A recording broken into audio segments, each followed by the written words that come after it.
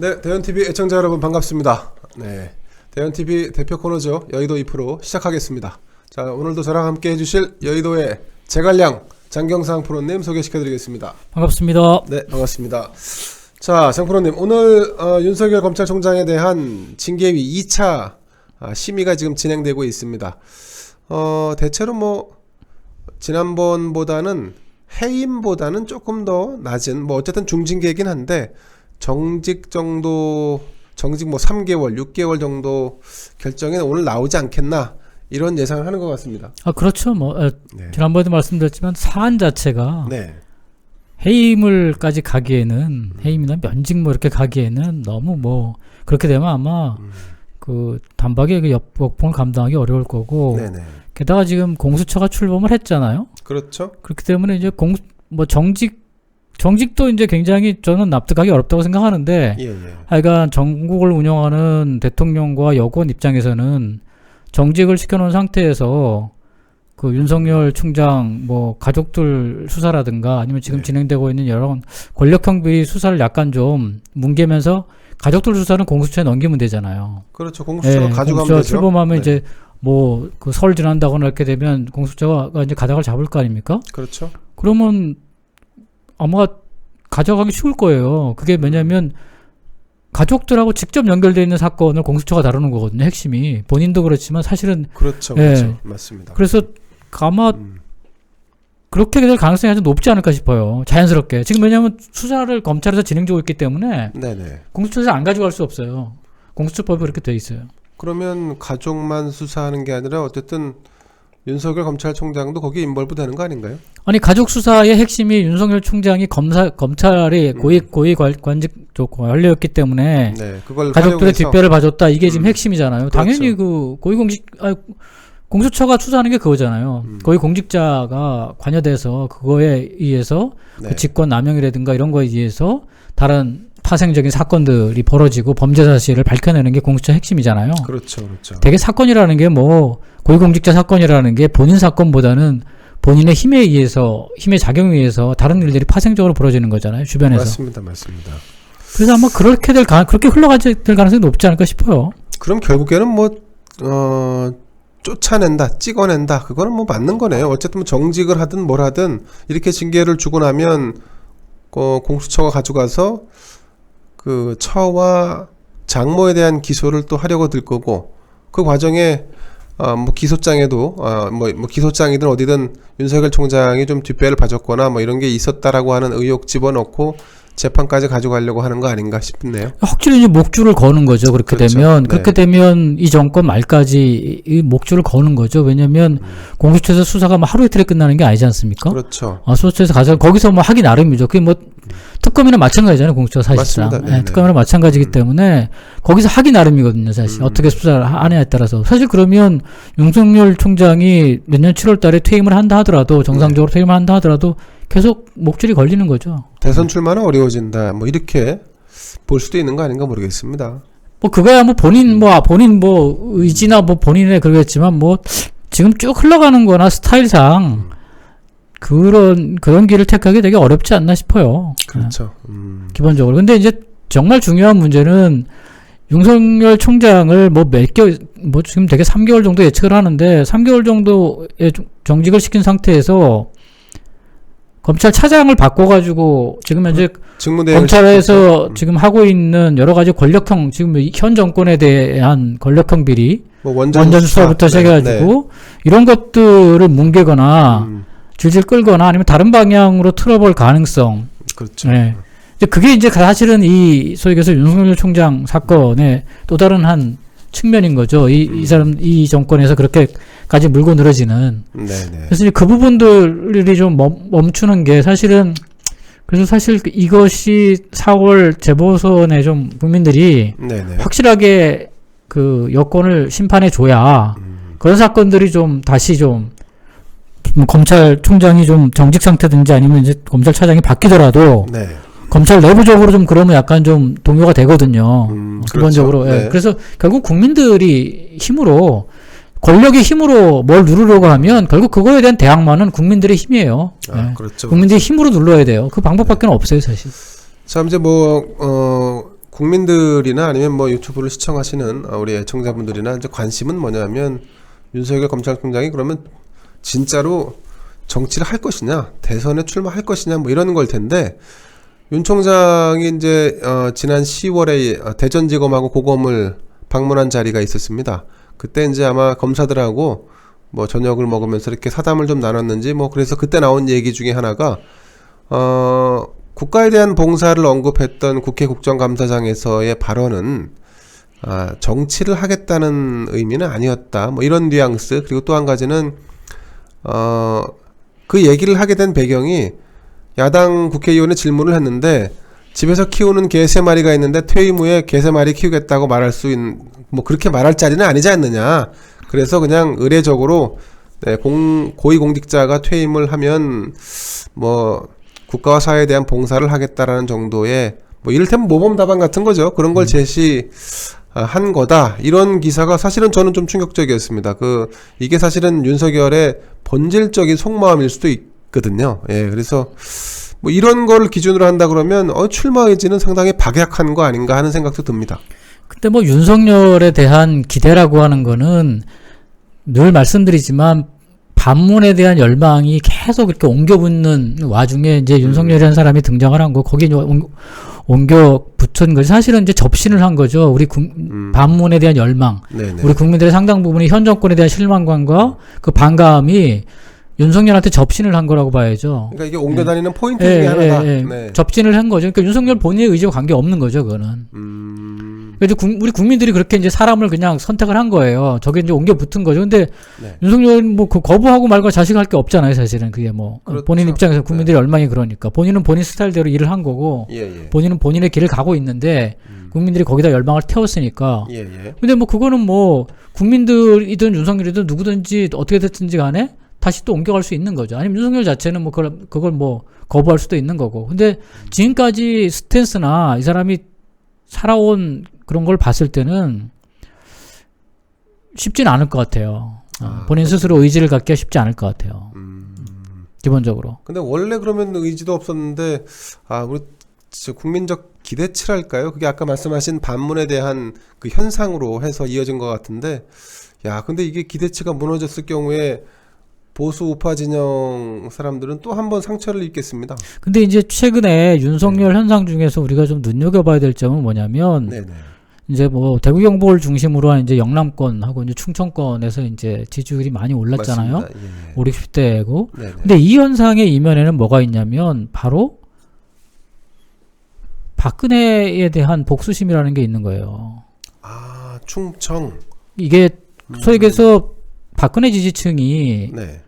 윤석열이 마치 그 문재인에게 복수를 해주는 듯한 그래서 그 복수를 열망하는 네. 그런 것들이 담겨서 좀 이렇게 좀 폭발성을 갖는가. 왜냐면 그 지금 여론 자체가 그 정당 지지도나 여러 가지 흐름으로 봤을 때 그렇게 폭발적이지 않아요. 근데 사람에 대한 폭발성이 있는 게 아니라 예. 정당에 폭발적이지 않아요. 그러면 저 현상이 만약에 중도라든가 아니면 이제 뭐 그 소위 얘기해서 보수 우파 지지층의 어떤 폭발적인 힘을 소위 얘기해서 국민의힘 지지층이 갖는 힘이라면 네.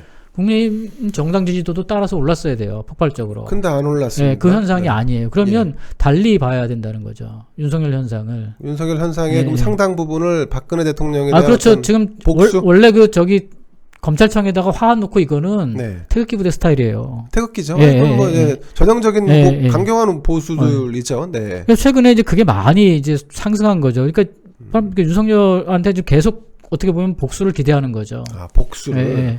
예. 그게 오히려 설득력이 있을 것 같아요. 다른 얘기보다. 왜냐면 다른 걸로 설명이 잘 안 돼요. 상당히 냉정한 분석이시네요. 아니, 왜냐면 10에서 10%대에서 20%로 치고 올라갔을 때 현상을 봤을 때, 네네. 뭐 그 수도권에서 폭발적으로 늘어나거나 이게 아니에요. 그렇다고 연령대별로 뭐 30, 40대가 폭발적으로 늘어난 것도 아니고. 그렇죠. 확실하게 60대는 엄청나게 늘어났어요. 60대가. 60대, 70대. 예. 그리고 50대가 좀 늘어났고. 네네. 그리고 이제 20대가 평상시보다 늘어났고, 근데 실질적으로는 5, 60대가 많이 늘어났고, 네. 그리고 특히 대구 경북에서 많이 늘어났어요.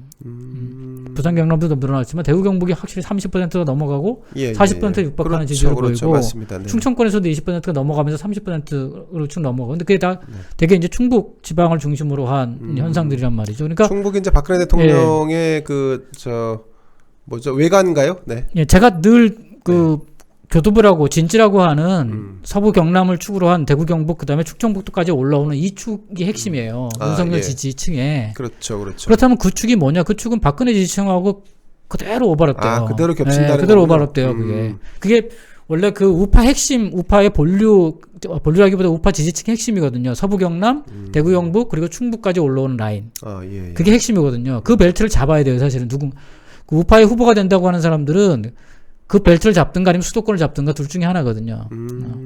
근데 지금 그동안은 그 벨트가 잘 안 움직였었어요. 윤석열한테. 예. 윤석열이 그동안 수도권을 약간 좀 먹고 있었고, 네네. 대구 경북이나 충청권은 있었지만 10%대 뭐 이 정도 많이 올라가 20%까지 올라갔었는데, 최근에 그게 거의 40% 육박하고 있다고요. 아, 그렇군요. 예. 그러면 그 현상은 뭘로 봐야 되냐면, 박근혜 대통령 지지층, 소위 해서 지금도 박근혜 대통령을 지지하는 그 지지층들이 윤석열한테 그 복수를 태운 거예요. 그러면 민심은 뭐 움직이는 거라고 뭐 할 수 있겠지만 박근혜 대통령을 그 구속에 이르게까지 한 그 특검의 수사팀장을 지낸 윤석열. 근데 이건 참 역사적 장난인가요? 아이러니하네요. 그 정치라고 하는 게 적에 적은 동지라고. 예. 지금은 중요한 건 뭐냐면 문재인을 누가 때려잡을 건 거잖아요. 그렇긴 하죠. 그게 상수죠. 네. 네. 그 지금 제가 말씀드렸지만 뭐 칼에 피가 묻어다 해서 내가 그 칼을 못 쓰는 게 아니잖아요. 쓸 수 있으면 써야죠. 나중에 칼을 부러뜨리지는 일단 써야죠. 네네네. 정치라는 게 뭐 결국은 이제 정치에서 승부를 내야 되는 거니까. 그리고 그런 측면에서 보자면 어느 열망이 더 크냐 이거예요. 지금 현재. 반문, 복수. 네, 지금으로서는 문재인을 때려잡는 게 제일 중요하다 그러면 거기에 집중하는 거죠, 뭐 기본적으로. 그러니까 어떤 칼을 쓸 것인가를 지금 뭐 칼을 지금 우리가 지금 뭐 칼을 지금 고를 상황이 아니라면 잡히는 대로 써야지 어떡하겠어요, 뭐. 칼 얘기하시니까 갑자기 김훈의 칼의 노래가 생각이 나네. 네, 이순신 같은 느낌이랄까요? 저도 하도 그 책을 봐서 그런지, 예. 그러니까 김훈 선생님이 제일 좋아하는 게 무기거든요, 무기. 무기. 무기에 관련된 글들을 많이 보시고, 그분은 이제 감정을 배제한 그런 글들을 평상시에 많이 보신다 그러더라고요. 예. 글을 그렇게 글이 굉장히 드라이하죠. 그래서 이제 법률 용어사전, 민법전, 그 다음에 이제 무기에 관한 글들을 많이. 그래서 무기를 되게 인류 역사를 보는 그 관통하는 관점 중에 하나는 무기를 굉장히 중시하세요. 무기. 삶과 죽음 뭐 이런 거 관련돼 있어서.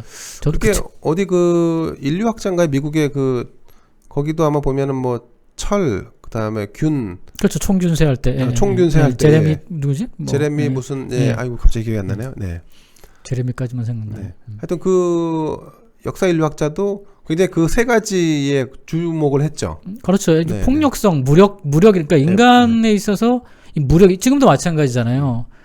그러니까 지금 어떻게 보면은 우리가 이제 뭐 법이라고 얘기하지만 사실은 법 이면에는 폭력과 무력이 있는 거거든요. 그러니까 우리가 합법적인 무력이라고 얘기하잖아요. 그렇죠. 합법적인 폭력, 그 공권력이라고 얘기하는 게 우리가 합법적인 무력과 폭력을 사용하는 거잖아요. 그러니까 폭력까지는 아니라 무력을 쓰는 건데. 이건 이게 소위 해서 인류 역사나 국가를 움직이는 사람과 사람 사이 관계 속에서 굉장히 우리가 흔히 얘기하는 작동하는 힘의 원리 중에 하나예요. 이게. 근데 우리가 보이지 않게 이게 작동하니까 우리가 그냥 넘어가는 거고. 근데 이게 제대로 작동해야 돼 제대로 작동하지 못하는 게 문제가 발생하는 거잖아요. 지금처럼 이제 코이에서 합법적인 힘을 가진 집단에서 그 힘을 자기 마음대로 사적으로 사용하게 일이 발생하면 이 일은 이제 그러면 이제 문제가 생기는 거죠. 그게. 그래서 사실은 이제 좀 인문학에 좀 인류학이나 인문학에 관심이 있으신 분이나 교회가 깊으신 분들이 사실은 그런 부분에 좀 이렇게 관점을 많이 두세요. 특히 이제 무기나 이런 부분들에 대해서. 갑자기 또 무기 얘기하니까 또 가수 박상민의 무기여 자리 거라고 또 생각이 나네요. 네, 자꾸 한번 해밍웨이도 있으니까. 해밍웨이 3000% 한번 계속 가볼까요? 자, 좀 전에도 말씀을 하셨는데 공수처가 출범이 되면 이제 윤석열이 공수처 수사 대상 1호가 될 것이라는 얘기를 민주당 정치인들은 거의 뭐 공론화시키는 정도로 이렇게 언급을 하고 있습니다. 이게 근데 이제 한편으로 보면 사퇴 압박용일 수도 있고 이게 타협 지점이 될 수도 있다라는 느낌은 전 개인적으로 갖습니다. 이게 이렇게 해서 그냥 징계 전에 사실은 윤석열 네가 사퇴하고 정리하자라고 하는 시그널까지 보낸 것 같은데 전혀 뭐 먹히지 않는 상황 아닌가 이런 저는 느낌도 좀 들었거든요. 뭐 그럴 수 있죠. 예. 저게 뭐 근데 그 공수처 저게 뭐 시그널이나 많아 공수처가 수사를 안 할 수가 없어요. 저 윤석열 총장 예. 가족을. 왜냐하면 관련된 거를 공수처가 가져가게 돼 있어요. 그렇죠. 예. 예. 검찰에서 수사 중인 사안을 가져가게 돼 있어요. 공수처 마음이죠. 예, 예, 가져가게 돼 있어요. 그래서 저거를 뭐 어떨 도리가 없어요. 공수처는 저 수사를 시작할 수밖에 없어요. 왜냐면 지금 가장 수사를 시작돼 있는 상태거든요. 검찰에서. 그렇죠. 이미 예, 예, 그렇죠. 그럼 당연히 저거 가져가야 돼요. 아. 저거는 어떻게 보면 거의 의무 조항이야. 예. 아니 그거 검찰에서 수사 안 시키겠다고 지금 만든 기관이잖아요. 기본적으로. 그렇죠. 예, 가족들 그렇죠. 수사를 본인 수사나. 네. 그러면 당연히 가져가죠. 예. 저건 뭐 1호를 만드나 안 만드나 지금 현재 지금 해당자 중에서 수사가 지금 진행되고 있는 게 아마 뭐 나경원 의원은 본인이 국회의원이 아니니까. 네, 아니죠. 아 근데 네. 전직 퇴직한 사람도 가능하니까 뭐 그건 뭐 가능할 수도 있겠네.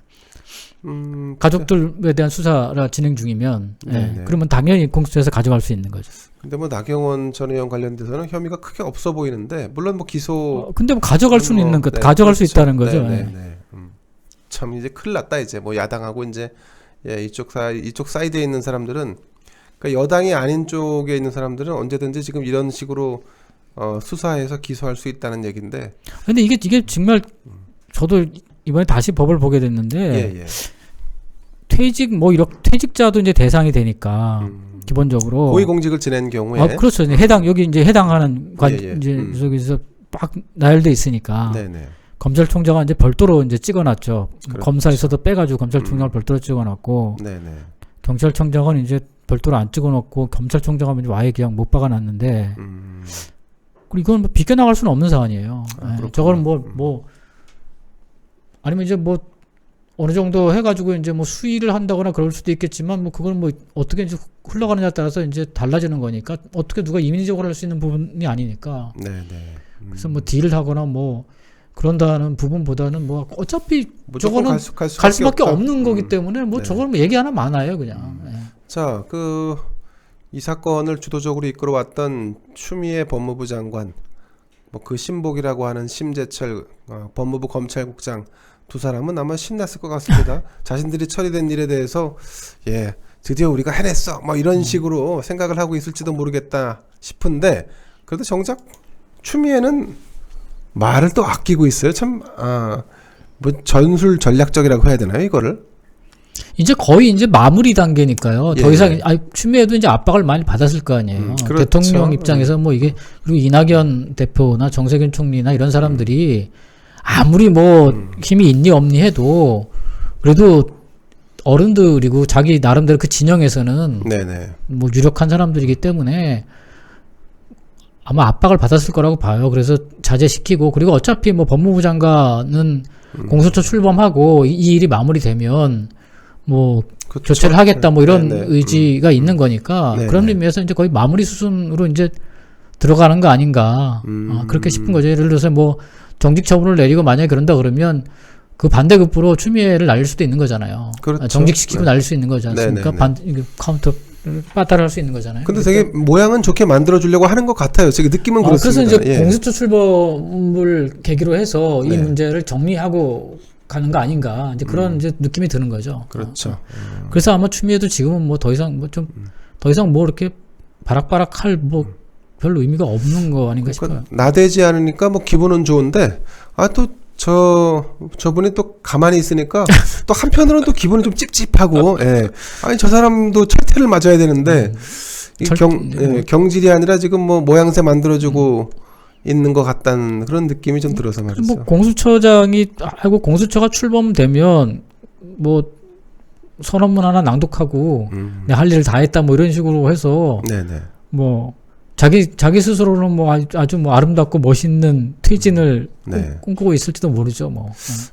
지지율이 좀 올라갈 수도 있겠습니다. 이 우파 지정에 계신 분들은 그런 거 아주 막 열받아 하시는데, 근데 뭐 저쪽 지지층 입장에서는 그래도 나름 걔가 할 수 있는 뭔가를 좀 꺼리를 만들었다 이렇게 볼 수도 있겠습니다. 근데 이제 무서운 점은 조국 때도 이제 그런 걸 봤지만 네네. 이번에도 이제 보면 그러니까 지지율이 엄청난 타격을 받고 막 그러는 것 같지만 결국은 길을 간다는 거예요. 그렇죠. 아니, 그리고 실제로 보면 문재인 대통령 지지율이 40%가 깨졌다라고 하지만 여전히 37, 38 깨진 게 40이라는 숫자가 좀 무너진 느낌이지 사실은 크게 막 와장창 깨졌다거나 아니면 확 주저앉았다거나 그런 느낌은 또 없어요. 그러니까 이제 핵심은 뭐냐면 자기 이 내부에 아주 네. 견고한 지지층이 깨져야 돼요. 근데 그렇죠. 지금 뭐 40대가 좀 30대가 좀 물러앉긴 했지만 40대는 여전히 버팀목을 하고 있어요. 40대가. 그렇죠. 네. 그렇기 때문에 그 핵심 지지층은 깨지지 않았다는 거죠. 그렇죠. 그렇죠. 네, 맞습니다. 그게 지금 우리 사회에서 30% 중반대를 유지하고 있다는 게 이 점을 눈여겨봐야 되는 거죠. 야권 입장에서는 그 점을 눈여겨봐야 돼요. 거기를 어떻게 하면 흐물흐물하게 만들까를 고민해야 돼요. 그 사람들을 어떻게 하면 좀, 왜냐면 거기가 안 깨지면 그게 이제 뭐 그냥 정치적 의미가 아니라 우리 국가적으로 굉장히 불행해요. 40대가 네, 그렇게 탈레반처럼 움직이면 정말 불행해져요. 40대가 중추인데. 그렇죠. 그렇죠. 네. 자, 오늘 윤석열 검찰총장이 이례적으로 출근길에 대검찰청 앞에 그 진을 치고 있는 뭐 자신을 지지하고 있는 집회자들도 반대하는 집회자들을 찾아서 그 강추위로 좀 건강이 안 좋아질 수 있으니까 그만해도 된다. 그만 나오시라. 마음만 받겠다. 뭐 이런 정도 언급을 하고 들어갔다 그래요. 평상시에는 이제 지하 주차장으로 해서 그냥 바로 들어가는데 오늘 같은 경우는 일부러 이제 지상으로 와서 뭐 이런 제스처를 취해진 것 같은데 뭐 마음만 받겠다. 이제 그만하시라. 참 뭐 뉘앙스가 참 묘한 해석을 낳게 만드는데 이런 거를 어떻게 이해하면 좋을까요? 근데 뭐 한 가지는 오늘 저기 징계위원회가 열리는데 네. 아까 이제 그런 이제 뭐 뒷얘기 같은 기사가 나오고 네네. 저런 식의 제스처가 나오고 하는 게 뭐 징계위원회 약간 뭐 거기에 대한 이제 좀 영향을 주기 위한 건가 거기에 대한 간접적인 메시지인가 네네. 이제 그런 측면도 있지만 다른 한편으로는 저 사람의 스타일일 수도 있어요. 그냥 예, 네. 약간 좀 그렇게 좀 등치도 크고 약간 좀 뭐 대형 비슷한 그런 중국말로 하면 이제 따고 비슷한 이제 그런 스타일을 늘 해왔던 사람이기 때문에 약간 좀 형님 스타일. 예, 네. 그런 좀 제스처들은 저는 뭐 그냥 저 사람의 자연스러운 거라고 생각해요. 그게 뭐 매일 할 수도 있는 거지만 또 네. 또 어느 날은 또 그렇게 하고 또 다른 날은 또 그렇게 하고 그런 거죠. 뭐 그때그때마다 기분에 따라 다른 거니까. 근데 그러니까 본질적으로는 이제 그런 스타일을 좀 추구하는 것 같아요. 우리가 정치적으로 너무 해석을 네. 할 필요가 없다는. 그러니까 개인적인 스타일을 좀 삶의 궤적들을 열심히 보면 네, 저 네. 사람이 저런 게 몸이 배어 있는 사람이구나 이제 그렇게 보이는 거죠. 예. 그렇죠. 그렇죠. 근데 마침 이제 오늘 같은 날은 이제 뭐 본인도 뭐 오늘은 또 그렇게 하고 싶었겠죠. 뭐 예. 오늘 이제 징계위 출석할지 말지를 두고 끝까지 좀 장고를 했었던 것 같고. 오늘 좀 어떻게 보면 좀 마무리되는 날이기도 한다니까 그렇죠. 하니까 네, 네. 그동안 이제 뭐 했던 거에 대한 약간 좀 이제 뭐 그 마음 쓰임이라든가 이런 것들을 좀 한번 본인도 위로받고 싶고 본인도 이제 뭐 하소연할 데가 없으니까 네, 네. 저렇게 좀 빗대서 좀 할 수도 있는 거죠. 오늘 어떻게든 간에 다들 오늘이 마무리 단계라고 생각을 하니까. 그렇죠. 오늘 어쨌든 징계 네. 결정을 내리겠다라고 징계위가 얘기를 했지 않습니까? 그리고 지금 증인이죠. 7명 참고인이라고 해야 되나요? 뭐 7명이 신청이 됐었는데 둘은 안 나왔고 뭐 지금 윤석열 검찰총장 측에서 신청한 기피 신청도 기각됐고 대충 다 이제 가지치기로 정리를 했어요. 그래서 결론을 낼 것 같고요. 결론을 내면 이제 바로 뭐 행정소송을 할 수도 있겠는데 저는 이제 우리가 보수우파 진영이 그 기대는 이제 많이 했던 것도 사실이고 지금도 기대를 뭐 하고 있는 것도 사실입니다만 이런 거는 좀 과하게 기대를 안 했으면 좋겠다라고 하는 게 윤석열 총장이 뭐 박차고 나와서 승부수를 던지고 뭐 아니면 단판을 짓고 이런 모양새로 갈 것 같지는 않습니다. 아니 그거를 하려면 진작에 그렇죠. 했겠죠. 근데 네. 이제 뭐 행정소송을 갈 가능성도 높고. 행정소송 본인이 이제 하겠다라고 얘기를 했으니까요. 네. 그러니까 왜냐하면 이게 이제 법의 문제로 지금 다툼을 하고 있는 거기 때문에 네. 그 일관되게 그 길을 가고 있는 거예요. 그렇죠. 그러니까 이거는 윤석열 개인의 문제가 아니라 검찰 전체의 문제라고 본인은 생각하기 때문에 저 사람 이제 검찰주의자라고 우리가 늘 얘기하잖아요. 네, 네, 네. 그래서 이 문제는 개인의 문제가 아니기 때문에 개인의 문제라면 본인이 뭐 사표를 쓰고 나가든 뭐 하든 할 수 있는데 지금까지 태도를 보면 검찰이 앞으로의 진로, 검찰 전체의 기관의 명예 뭐 이런 것들을 감안했을 때 본인은 아마 끝까지 저거를 끝까지 다툼을 벌이지 않을까 싶어요.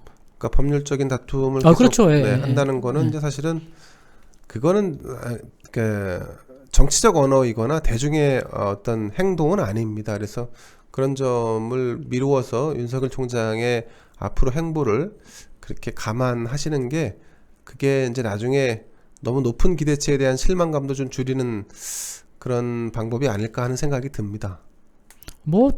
근데 사람 일은 모르니까 하도 국민들이 뭐 윤석열 해주면 윤석열이 정말 시대 정신을 한번 찾아서 갖고서 한번 국민과 국가에 대한 어떤 소모형 의식을 좀 가질 수도 있겠죠. 지금까지 그렇게 안 살아오긴 했지만 이제 와서 네, 안타깝지만 참 그게 참 쉽지는 않은 일입니다. 그럼 쉽지 않죠. 이게 네. 사람 살아온 궤적들이 있어서 그렇죠. 그게 어느 날 갑자기 이렇게 생기기 쉽지 않아요. 네, 맞습니다. 자, 윤석열 검찰총장에 대한 징계가 확정이 되고요. 그리고 이후 또 행보에 대해서 다시 한번 말씀드릴 기회가 있지 않을까 생각을 합니다. 자, 오늘 윤 총장 징계 결정 그리고 그 이후에 대한 얘기를 우리 장프로님과 나눠봤습니다. 자, 감사합니다. 고맙습니다.